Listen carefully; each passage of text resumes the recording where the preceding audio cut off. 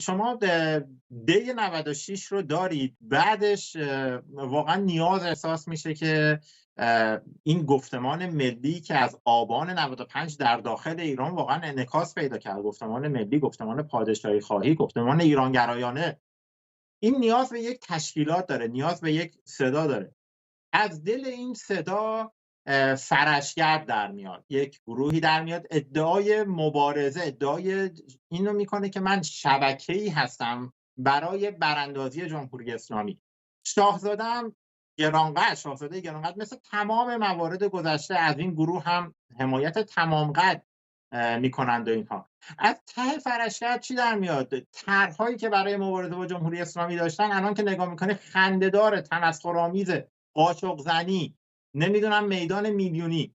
بعد بدون اینکه چند سال اینها با بحث‌های فرسایشی و فرمایشی وقت ملت و مبارزان رو میگیرن، بدون اینکه پاسخگو باشن درباره عملکرد خودشون و اون طرح‌های واقعا مسخره‌ای که میدادن به عنوان مبارزه با جمهوری اسلامی، ازشون یک حزب جدید در میاد به عنوان ایران نوین که لااقل همون قاشق زنی و نمیدونم آب بازی رو هم به عنوان طرح براندازی ارائه نمیدن. هیچ کاری انجام نمیشه، هیچ طرحی برای مبارزه با جمهوری اسلامی وجود نداره، ولی ادعا طبق همه پشت شاهزاده گرانقدر پنهان میشن، ادعا میکنن که ما نمیدونم مورد حمایت ایشون هستیم، ما داریم فعالیت میکنیم. خب ماها که میدونیم که فقط هم این مجموعه نیست. ادعا میکنن یا هستن؟ ادعا میکنن یا هستن؟